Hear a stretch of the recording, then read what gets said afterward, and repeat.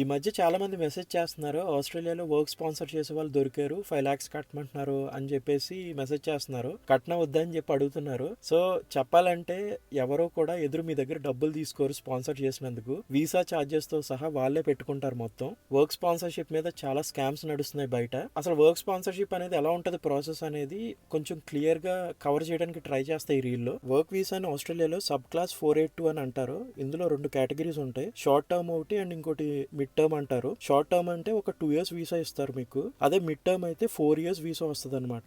And ఈ వీసాకి మీరు eligible అవ్వాలంటే ఫస్ట్ ఏదన్నా రిజిస్టర్డ్ ఆస్ట్రేలియన్ కంపెనీ మిమ్మల్ని స్పాన్సర్ చేయాలి. అవి ఒక్కటే సరిపోదు, మీరు ఇక్కడికి వస్తున్న రోల్ మీద మీకు మినిమం 2 years ఎక్స్పీరియన్స్ ఇండియాలో ఉండాలి. అండ్ వీసా ప్రాసెస్ టైం కూడా ఒక 30 days లో అయిపోతుంది. అండ్ ఈ వీసాకి ఇంకొక అడ్వాంటేజ్ ఏంటంటే మీతో పాటు మీ స్పౌస్ ని కూడా తెచ్చుకోవచ్చు. వాళ్ళకి ఫుల్ టైం వర్క్ రైట్స్ కూడా ఉంటాయి ఇక్కడ. చాలా మంది ఏం చేస్తారంటే 482 వీసా వచ్చాక వీసా ఎక్స్పైర్ అయ్యే లోపలనే 186 కి అప్లై చేసుకుంటారనమాట.